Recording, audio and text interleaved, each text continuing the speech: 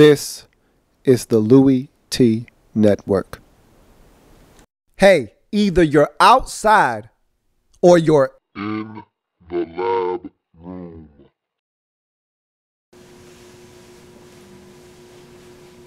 Who else could it be but me, your man, Louie T? Welcome. You are in the lab room. Of course, I am your host, Lou. Thank you for joining me. Week number 15 in the National Football League.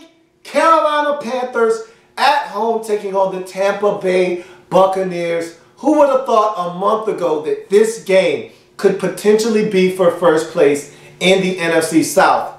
This Carolina Panthers team a month ago looked lost. They look out of sorts. I was asking the question, can we get rid of Ron Rivera now? That's what I was asking. And here we are a month later, and this team is right in the middle of this NFC South divisional race. A win in this game, a loss by the Falcons in their game against the Steelers would put the Panthers in the driver's seat for the division lead. Now again, that's pending a Saints loss on Monday. You can't worry about what the Saints got going on.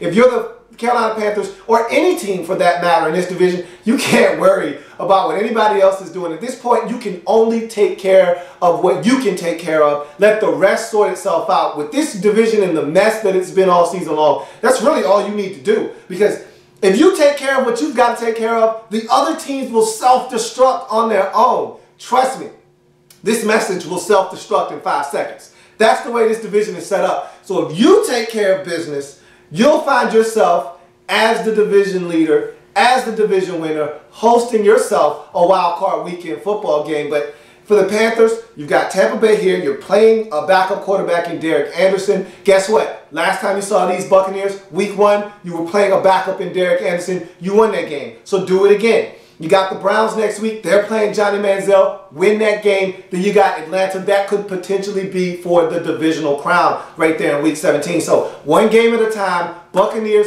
right here at the crib. Take care of business. If you're Tampa Bay, time to play spoiler. Okay? Time to play spoiler and see if you can't knock around a few folks in this division. You got Carolina. You still got New Orleans week 17. You've got a chance to impact the outcome of this division. So why not do it? If you can't go, misery loves company, man. Drag down as many cats as possible. That's how it goes in the National Football League. You jump into this game. 2-11 Buccaneers taking on the 4-8-1 Carolina Panthers. Panthers opening drive, very promising, but the drive bogs down as the Panthers have to settle for 3 points. So it's 3-0 Panthers early in this game. Doug E. Fresh. Man, does this guy look nice and spry. I'm so proud of this dude, man, because I was wondering, literally, the thought crossed my mind at one point, was this dude ever coming back to 2012 form? Remember this dude? We saw him in 2012, set the league on fire, was one of the best, if not the best rookie running back that year in that class. He was a handful to deal with, and the injuries kind of took shape, and and they weren't even with his legs. They were with his shoulder and his bicep, whatever. And I just wondered, was he ever going to be the same again? And to see him break off a run like this, to see him play the way he was playing a couple weeks ago at home, to see him do some of the things he's been doing.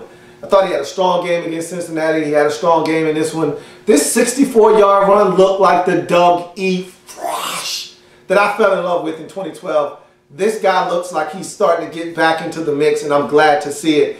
That run sets up a 13-yard Mike Evans touchdown, a.k.a.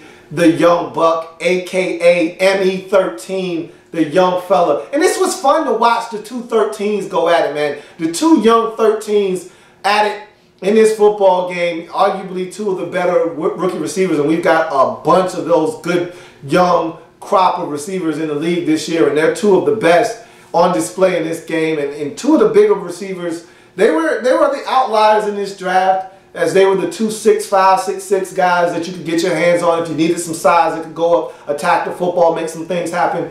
Good to see these guys competing against one another in this game. And so the young buck comes down with it first as he strikes in this game. It's now 7-3 Buccaneers on top. Graham Gano connects on a field goal to wrap up the first quarter action. 7-6 Tampa Bay up in this football game. We go to the second quarter. Graham Gano adds another field goal. It's now 9-7. Carolina reassumes the lead in this game after the third Gano field goal of the game. Patrick Murray, he's been a pleasant surprise for Buccaneers fans. I thought life after Connor Barth wouldn't be as successful, but this guy's got a heck of a leg.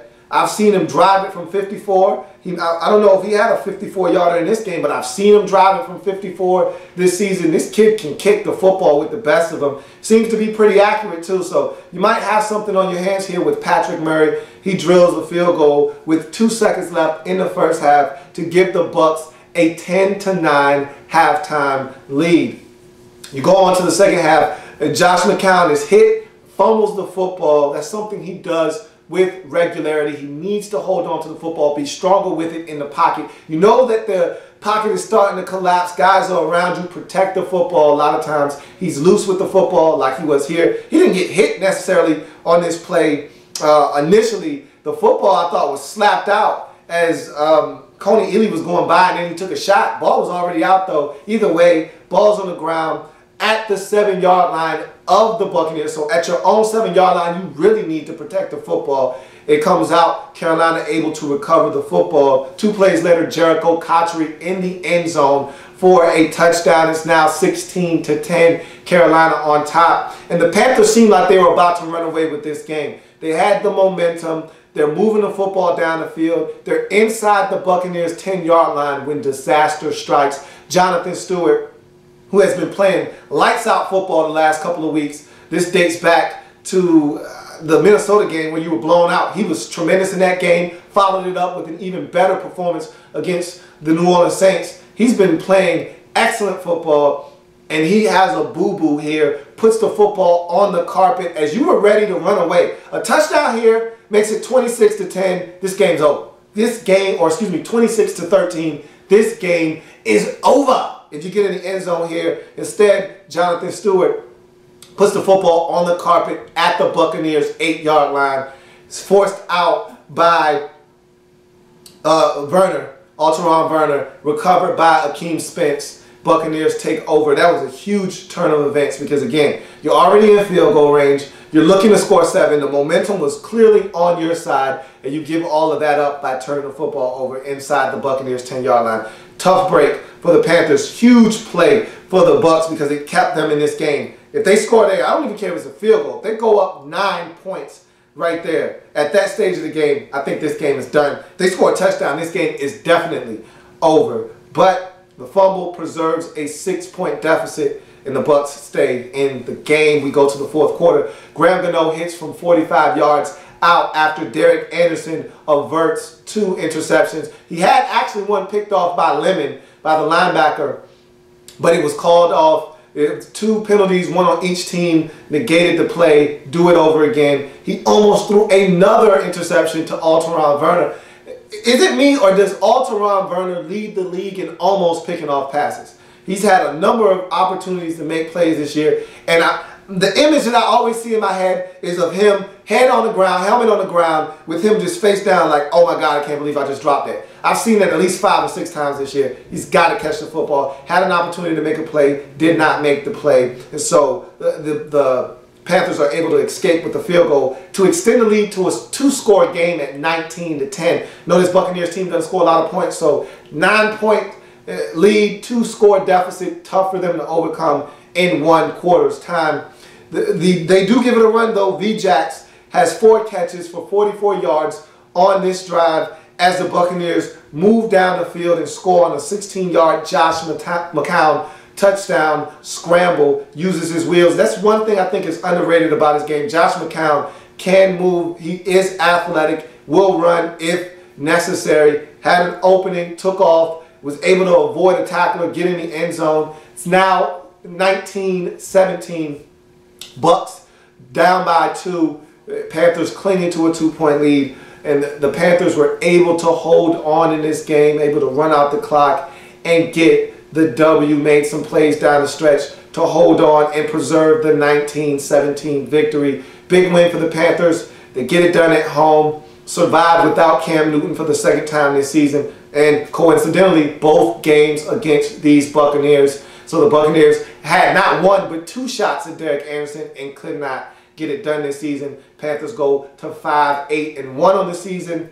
Now, they were in first place up until the Monday game against, up until New Orleans game against Chicago. But we all knew New Orleans was going to beat Chicago. They took care of business soundly there. So New Orleans moved back into first place at 6-8. But if you're the Carolina Panthers, you're still right there with a golden opportunity to win this division. That tie may ultimately be your saving grace on the season. You just got to win. Keep winning and everything will take care of itself. That game in Week 17 against Atlanta, to me, probably going to be for the division when it's all said and done. Panthers get it done again, move to 5-8-1 with a 19-17 victory over the BUCS.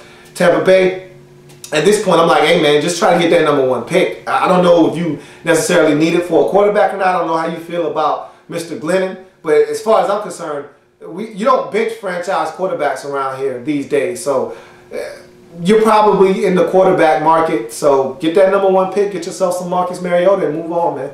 And so you're almost there. 2 more games. But look, I'm not about tanking anything. If you can get New Orleans Week 17 spoil their playoffs hope, sign me up. Sign me up. It's going to do it for Buccaneers, Panthers. If it happens in the National Football League, whether big or small, we cover it all here in the lab room. Come back and join me as I continue to break down week number 15 in the National Football League. See you in a bit.